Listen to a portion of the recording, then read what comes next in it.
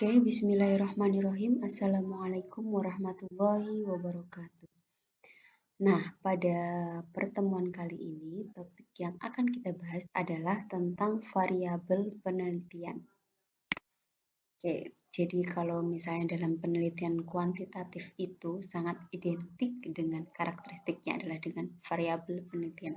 Jadi kalian harus tahu dulu apa itu variabel penelitian dan macam-macamnya. Nah, ini contohnya adalah skripsi pengaruh produk domestik regional, inflasi dan jumlah penduduk terhadap kebijakan pengeluaran belanja kabupaten atau kota provinsi Jawa Tengah tahun anggaran 2012-2014. Nah, ini biasanya penelitian-penelitian seperti ini adalah penelitian kuantitatif. Jadi, variabelnya ada PDRB, ada inflasi, kemudian ada jumlah penduduk, kemudian ada kebijakan pengeluaran.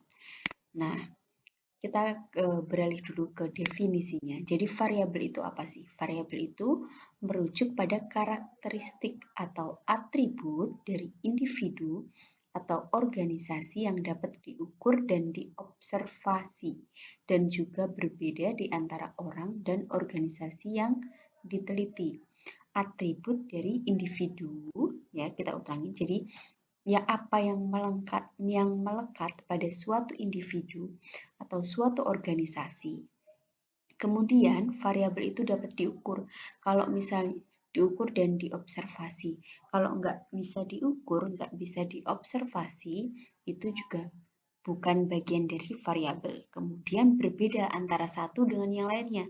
Misalnya kalian mau bahas individu per individu, berarti itu harus beda antara individu satu dan individu lainnya. Kalau sama, jangan dijadikan variabel.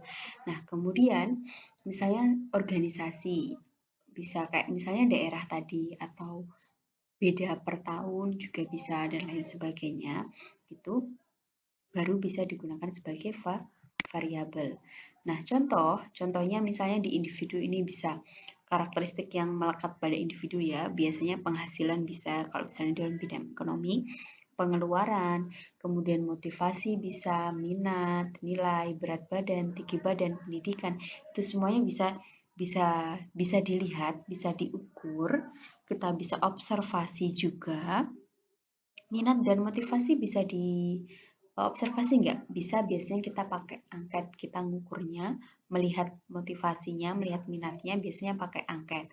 Jadi bisa dilihat. Misalnya penghasilan juga jelas.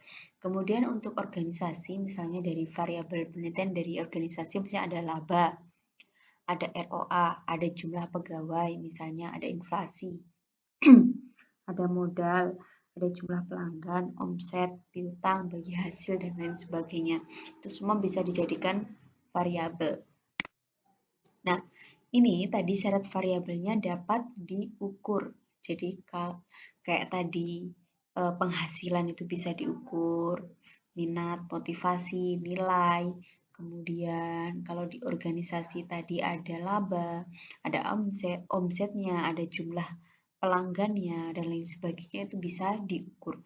Kemudian dapat diobservasi, bisa dilihat, jadi kan kemudian berbeda antara individu atau organisasi. Oke, kemudian itu syarat dari variabel. Nah, contohnya kayak dapat diukur itu seperti apa? Contohnya penghasilan, laba, pengeluaran, jumlah produk. Jadi ini semuanya bisa diukur kan ya. Penghasilan, laba itu, motivasi, minat, kualitas produk itu juga bisa kita lihat, bisa kita ukur juga. Nah, yang nggak bisa dilihat, ini misalnya provinsi. Kalau cuman provinsi aja, itu nggak bisa kita lihat apanya dari provinsi. Nah, itu kurang kurang fokus. Apanya dari provinsi yang mau kita lihat.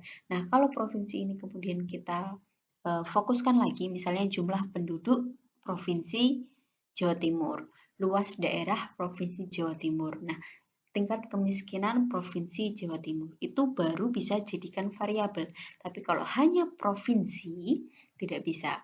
Misalnya Bank X, saya mau menguji pengaruh jumlah pegawai Bank X, ya jumlah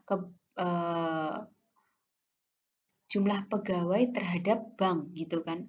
Nah, itu nggak bisa bank aja. Tapi kalau misalnya kita masukkan di situ ROA, SBS, jumlah aset gitu, jumlah pegawai. Misalnya saya mau mencari pengaruh tadi jumlah pegawai terhadap jumlah aset bank X. Nah, itu baru bisa digunakan. Jadi kalau bank aja atau provinsi aja itu tidak bisa jadikan variabel. Oke, selanjutnya kita bahas ke jenis-jenis variabel penelitian. Nah, ada banyak variabel dalam penelitian itu. Di sini saya bahas ada 4. Oh, ada 5 sebenarnya, nanti saya tambahkan variabel kontrol.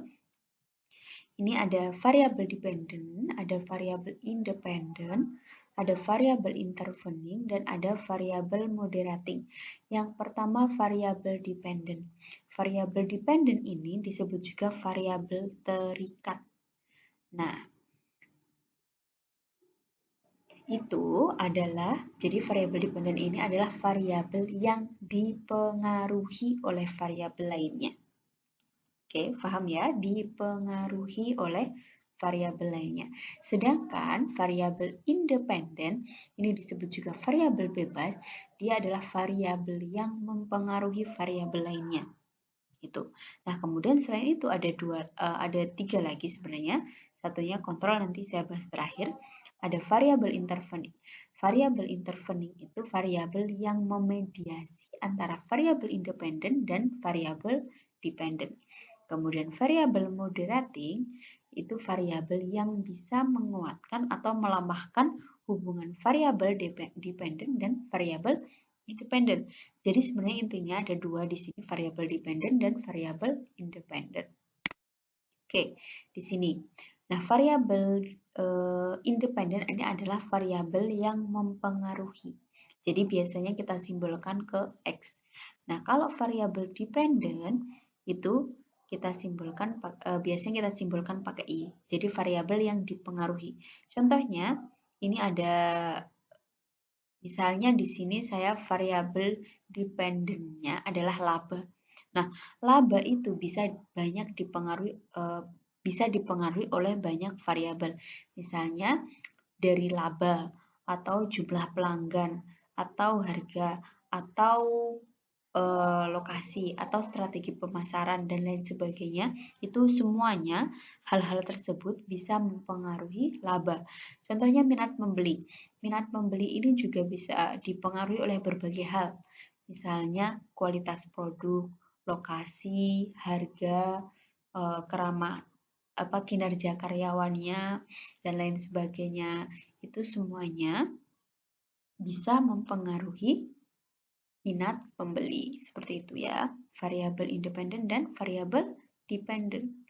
Kemudian setelah itu ada variabel intervening atau yaitu variabel yang memediasi tadi ya. Jadi biasanya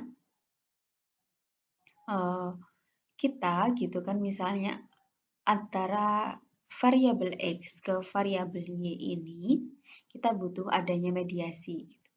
Nah, ini untuk mediasi ini biasanya nanti ada pengaruh langsung. Jadi pengaruh langsung dari kompensasi ke kinerja karyawan. Bagaimana? Ini contohnya skripsinya adalah pengaruh kompensasi terhadap kinerja karyawan PT Slamet Langgeng Purbalingga dengan motivasi kerja sebagai variabel intervening. Jadi ini skripsinya di Undip ya. Nah, kompensasi, jadi dugaan kita adalah kompensasi itu mempengaruhi kinerja karyawan. Tapi selain kompensasi juga, bisa juga dipengaruhi oleh motivasi kerja. Indirect efeknya atau variabel tidak langsungnya. Itu pengaruh dari bisa motivasi kerja. Jadi kompensasi atau kinerja karyawan itu kalau misalnya tergantung juga sama motivasi kerjanya gitu kan. Jadi mediasinya adalah motivasi kerja. Jadi di sini ada jalur. Jadi dalam syarat kita pakai variabel intervening ini kompensasi, X ini harus berpengaruh ke Y, X itu harus berpengaruh ke Z dan Z ini harus berpengaruh ke Y. Motivasi berpengaruh dengan kinerja. Kemudian kompensasi berpengaruh ke motivasi kerja. Itu di variabel intervening atau variabel mediasi. Nah, kalau variabel moderator, ini kenapa di sini? Nah, ini adalah variabel yang bisa memperkuat atau memperlemah tadi ya. Jadi ini contohnya adalah analisis pengaruh motivasi dan kepuasan kerja terhadap kinerja karyawan dengan lama kerja sebagai variabel moderating. Nah, misalnya variabel X-nya adalah motivasi kerja. Motivasi kerja itu mempengaruhi kinerja karyawan loh. Nah, tapi dengan adanya lama kerja biasanya itu bisa memperkuat atau memperlemah kinerjanya gitu. Jadi motivasinya bisa diperkuat atau diperlemah. Gitu. Jadi nanti ini ada gabungan antara pengaruh X kalau ini X terhadap Y, Z terhadap Y, dan di sini kalau dalam pakai variabel moderator kita bisa gabungkan keduanya X dan Z terhadap Y. Gitu, itu variabel moderator. Nah, kemudian selanjutnya kita bahas ke variabel kontrol. Variabel kontrol itu adalah variabel yang dikendalikan. Jadi, agar pengaruh variabel independen terhadap variabel dependen itu tidak dipengaruhi oleh variabel lain. Nah, misalnya di sini contohnya analisis pengaruh corporate governance terhadap kinerja keuangan perusahaan dengan variabel kontrol ukuran perusahaan. Nah, kita mau nyari pengaruh corporate governance terhadap kinerja keuangan perusahaan, tapi kinerja keuangan perusahaan itu tergantung sama ukuran perusahaan loh. Jadi semakin besar bisa jadi kinerja keuangannya makin besar. Tapi kita nggak mau nih masukin ukuran perusahaan itu ke dalam pengaruh. Jadi kita hanya mau menguji pengaruh corporate governance-nya ini aja. Jadi kita kontrol ukuran perusahaannya. Nah, maka di sini namanya variabel kontrol ya. Ini agak salah. Oke. Itu tentang variabel kontrol. Oke, jadi ada variabel kontrol, variabel moderator, kemudian variabel intervening. Jadi kalau selain kalian bisa, kalau misalnya di analisis regresi kalian bisa pakai variabel independen yang banyak ke variabel dependen, misalnya kayak regresi itu ada 4 sampai 4 variabel, ada sampai 5 variabel itu diperbolehkan. Nah, kemudian kalau misalnya ini kalian tambahkan variabel intervening, kalian tambahkan variabel moderator, kalian tambahkan variabel kontrol, itu bisa juga. Oke, sampai di sini penjelasan tentang variabel penelitian.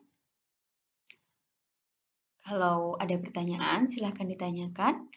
Wabillahi taufiq wal hidayah. Wassalamualaikum warahmatullahi wabarakatuh.